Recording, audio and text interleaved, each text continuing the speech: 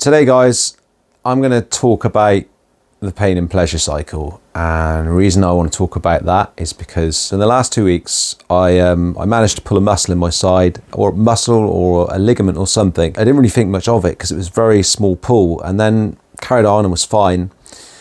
And around about Christmas, it kind of got worse, and I wasn't really sure why it got worse. It started to ache, and it felt rather uncomfortable. And so I thought nothing. I thought, well, it's just an ache or a pain. It'll get better in the next couple of days. And that's exactly what happened. It did get better, but I noticed the pain moved and it started to intensify in a different part of my right side, my upper leg. And again, I thought nothing of it because it was generally better. And I just thought, well, okay, it's fine. And then so I went for a walk on New Year's Eve with a good friend of mine, and I noticed that it was aching rather a lot whilst we were walking. And I thought this was rather strange, but I thought, well, maybe with a bit of exercise, it will go away. And so we went for a walk, and it continued to ache. And I didn't really take a lot of notice of it. The next morning, it seemed to be fine. It was still aching. It was still giving me a few issues and so on and so forth. It was stiff along the front, but I thought it'd be fine. And so I went to spend some time with my parents and my family. I was gradually noticing that it was getting worse and worse and worse. And by the end of the day, I really had sort of a great deal of trouble moving.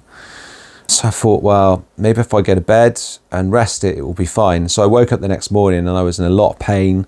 I found that I could it was really difficult for me to get out of bed because pain was very tense. And so I found myself in a situation where I was feeling a lot of anxiety about being able to go to work. Because of course in 3 days time, I'm back at work. I've had 2 weeks off. And my job's a very physical job, and I have to move around a lot. I have to move very quickly, and so this could really hamper my efforts to get back into work and to do my job properly, right? And if I've been having this degree of issues with moving around here, there's no chance I'm going to be able to do that at work. It's not been an easy thing to deal with, and what it's uncovered is a lot of issues, a lot of things that I've been avoiding by being busy. I keep myself busy. I have a tendency to do that. And I know that it's something to do with me avoiding how I'm feeling about certain things inside. And another one of those things is the avoidance of doing nothing, right? I'm a person that is doing all the time. And in a sense, that avoidance of doing nothing is because I feel useless.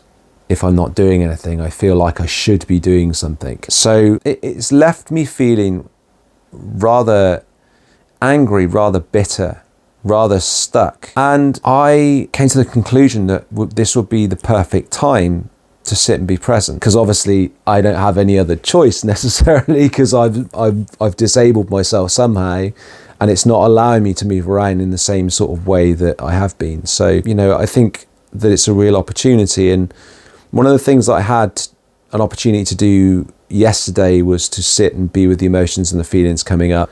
And, I noticed this pain and pleasure cycle. There was an intense draw for me to do things that I would normally associate with pleasure. Like, for example, surfing the internet for something new and exciting, searching YouTube for something new and exciting. And these acted as like distractions for me from my current situation. There was a sense of despair, and then I sunk into this sort of almost like a depressive state. And,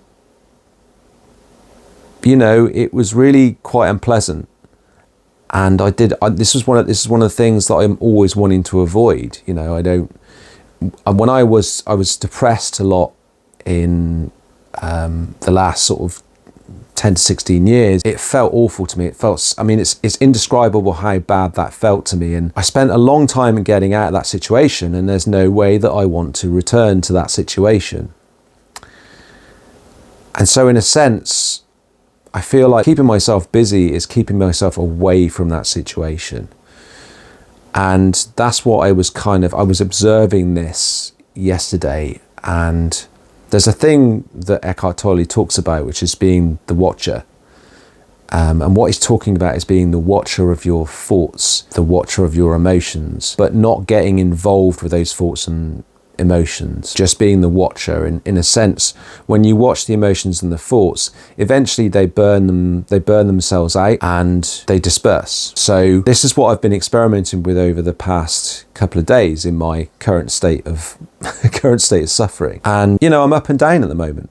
It doesn't seem to be an end to it. I'm sort of seeking an end to my pain, right? Like everyone does, right? But then the pleasure process starts, and pleasure's only fleeting because it's always followed by pain. So it's been interesting for me, that has. And I think in a sense, it's really kind of, this situation is, like I said, it's a real opportunity for me to surrender into what is here and now rather than going into the past and the future. So my realization here is that I do have a big opportunity to become more present and to relinquish my grip on the past, my past life or my past identity, and become someone different as a result of that. If you find this content valuable, and please like and subscribe, and leave your comments below. What are your viewpoints on this? My name is Ross, and I help men in their 30s and 40s rediscover their direction and express themselves into the world so they feel strong and capable to build the life they've always dreamed of.